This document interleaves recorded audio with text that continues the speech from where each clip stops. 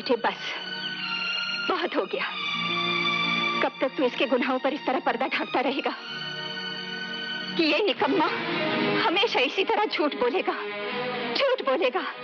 धोखे देगा, जुआ खेलेगा, शराब पिएगा और एक दिन इन्हीं हरकतों की वजह से जेल जाएगा। मैं जानती हूँ ये कुछ नहीं कर सकता, ये कभी सुधर नहीं सकता। तू क्यों इसके लिए और मेरे लिए अपनी जिंदगी बर्बाद कर रहा है? तू चला जा यहाँ से। कब तक तू हम दोनों को पालेगा? चल उठ, चला जा यहाँ से। ये क्या ड्रामा लगा रखा है माँ? कैसी बातें कर रही हो? कहाँ चला जाऊं मैं? एक छोटी सी बात का बतंगड़ बना दिया। उसने अपनी गलती मान ली, बात खत्म। तुम खामा उसके पीछे पड़ी रहती हो। क्या किया उसने? किसी का खून कर दिया है, बैंक पे डाका डाला है। कौन लगती हो बुढ़िया हमारी? उससे ज्यादा इसका हक बनता है। तू मुझे मत समझा किसका हक बनता है। देख माँ, तू अच्छी तरह से जानती है मदद खैरात करने की पोजीशन में नहीं है। तू ये भी जानती है मदद खैरात एक बार की जाती है, जिंदगी भर नहीं। तो बुढ़िया हमारी क्या लगती है? हमें क्या लेना देना? वो मेरी तो कुछ नहीं लगती, लेकिन तेरी लगती है। वो बुढ़ी तेरी नानी लगती है, तेरी माँ की माँ लगती है। बैठ, बैठ। आज मैं तुझे सब कुछ बताती हूँ। ये सच है कि तू मेरे स्वर्गवासी पति का बेटा है, लेकिन मैं तेरी माँ नहीं हूँ रे, नहीं हूँ तेरी माँ मैं। ये तेरा सगा भाई नहीं है। सुन बेटा,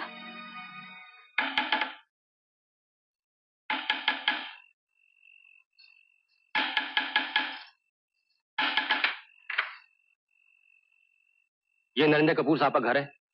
जी हाँ। आप उनकी? मैं उनकी पत्नी हूँ। क्या हुआ उन्हें? उनका एक सीरियस एक्सीडेंट हो गया है। भगवान! उनके साथ गाड़ी में एक औरत भी थी जिसका अस्पताल पहुंचने से पहले ही देहांत हो गया। वो तो ठीक है ना? उनकी कंडीशन बहुत सीरियस है। आप फौरन मेरे साथ अस्पताल चलिए। मैं अभी आती हूँ। मुझे माफ मत करना जानकी, मैं तुम्हारे एहसानों का और बोझ नहीं उठा सकता। मैंने गलती की है, राधा के साथ, अपने साथ और तुम्हारे साथ। और इस गलती की सजा मुझे इस जन्म की नहीं, अगले जन्म की भी मिल चुकी है। तुम्हारा हाथ मैं इस जन्म में छोड़कर उस जन्म में थामने का अधिकार भी खो चुका हूं। ये सजा क्या कम है मेरे लिए? राधा एक मजबूर और गरीब लड़की थी जिससे मुझे पूरी हमदर्दी थी। मेरी हमदर्दी और उसकी मजबूरी ने धीरे धीरे मोहब्बत की शक्ल इख्तियार कर ली। मैंने ये बात आज तक तुमसे छुपाई तो इसलिए कि मैं जानता था कि तुम्हें बहुत दुख होगा, और ये दुख मैं तुम्हें देना नहीं चाहता था। राधा चली गई, शायद मैं भी ना रहूं। ये बच्चा मेरा है, राधा का है। और अगर तुम इसे माफ कर सको और स्वीकार करो तो ये हमारा है। इसका इस दुनिया में कोई नहीं है सिवाय एक बूढ़ी नानी के।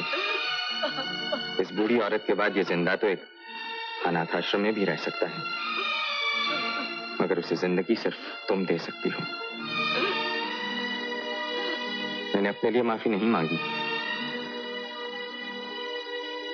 अगर इस मासूम को माफ कर सकती हो तो अपनी ममता और मेरा नाम इसे दे देना।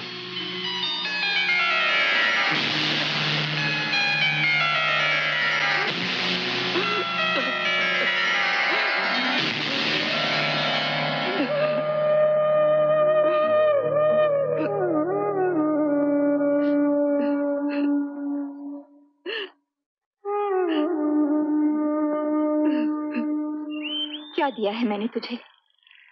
क्या दिया है? सिर्फ एक नाम। उसके बदले में तेरी जान तो नहीं ले सकती।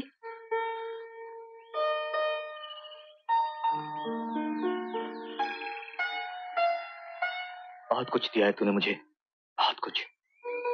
अपना प्यार, अपनी ममता, क्या नहीं मिला मुझे तुझसे? मैं तो ये सोचकर भी डरता हूं, अगर ये नाम न मिला होता, किस नाम से पुकारती मुझे दुनिया?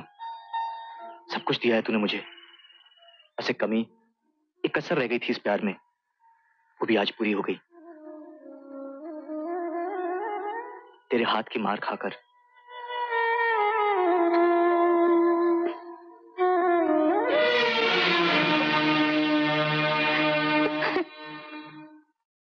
नानी,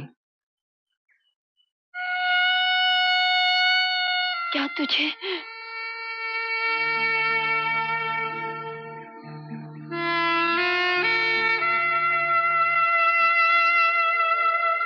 हाँ नानी, माँ ने मुझे सब कुछ बता दिया है।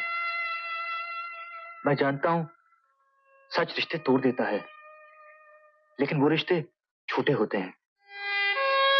मगर बेटा, डर मत नानी, ये रिश्ता तो और भी ज्यादा मजबूत हो गया है। जीते रहो, जीते रहो।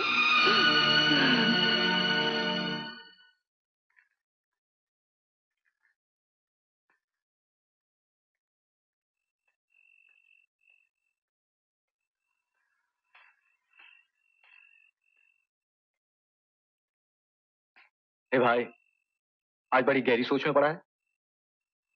लगता है अगर तू ऐसे ही सोचता रहा, एक दिन एटम बॉम्ब का फॉर्मूला बना लेगा। क्या सोच रहा है? सोच रहा हूँ कि माँ को तुझे ये सब बताना चाहिए था या नहीं। क्या फर्क पड़ता है? तुझे नहीं पड़ता है रवि, मुझे बहुत फर्क पड़ा है। क्यों? क्या तू मुझे पहले की तरह प्यार नहीं करता? मुझे अपना भाई नहीं समझता? नहीं रवि, तू जानता है ऐसी कोई बात नहीं, बात कुछ और है। क्या है? पता। देख रवि, तू मेरी बात अच्छी तरह सुन। मैं तुझे शायद अच्छी तरह समझा ना पाऊं, मगर तू सुन।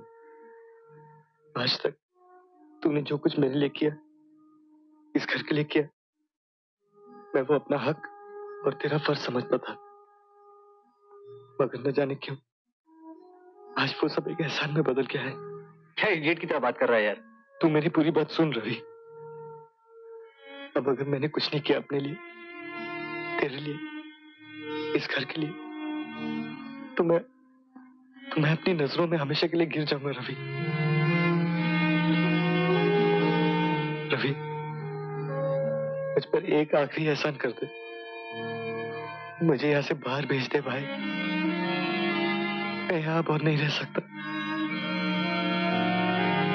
तू तू समझ रहा है मैं क्या बोल रहा हूँ? रवि, तू मुझे अपने बराबर खड़ा होने का एक मौका दे। तू तू समझ रहा है मैं क्या बोल रहा हूँ? विकी, मैं तो समझ गया हूं, लेकिन तू भी एक बात समझ ले। अगर तू समझता है तू गलती करेगा और मैं तुझे नहीं मारूंगा, तो गलत समझता है, अब मैं तुझे पहले से ज्यादा मारूंगा।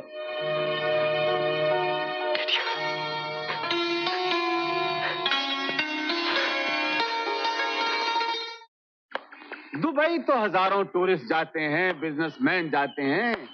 सवाल है वहां नौकरी का, और नौकरी सिर्फ दिलवा सकता है बाबू पाकेट।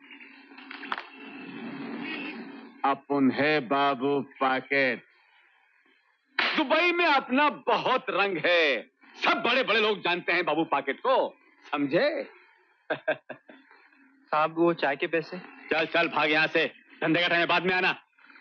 साहब अपन का सेठ बम मारते। अबे तेरे तो सेठ की मैं क्या कहूँ, साले खाम खा भेजा खाता है आके, हैं? चल निकल यहाँ से, चल दफा हो जा। लोग का पट्टा, साले ने खाम खा मूड खराब कर दिया। हाँ, तो मैं कह रहा था कि जिस दिन आपकी पॉकेट में 10,000 रुपया हो, बाबू पॉकेट से मिल लेना आके, छोकरे की जिंदगी बना दूंगा जिंदगी, हैं? अच्छा तो फिर मिलते हैं। लेकिन रवि, इतने पैसे कहां से आएंगे?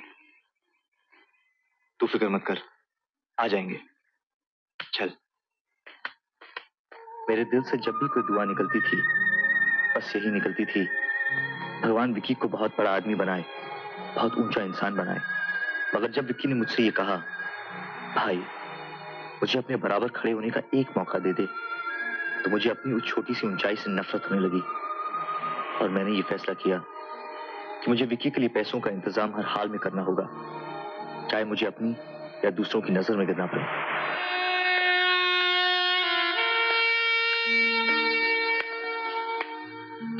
हाँ हाँ, मैं आपकी बात ठीक से समझ रहा हूँ, लेकिन अब आप Good evening, sir. हाँ, गुड इवनिंग, गुड इवनिंग। एक मिनट देखिए, मैं आपकी तकलीफ, आपकी मजबूरी से इनकार नहीं कर रहा हूँ, मगर मेरे कुछ असूल हैं जो मैं आपको पहले ही बता चुका हूँ। इस कंपनी में आपको तनख्वाह टाइम से मिलती है, मगर किसी किस्म का लोन या एडवांस मैं कभी किसी को देता नहीं। लेकिन sir, I am very sorry. अब आप जा सकते हैं। जी अरे आओ रवि बेटा, आओ। वहां क्यों खड़े हो? आओ आओ आओ, बैठो। इस वक्त कैसे आना हुआ? कुछ नहीं सर, बस यहाँ से गुजर रहा था, सोचा आपसे मिलता चलूं। अच्छा अच्छा, चलता हूँ सर।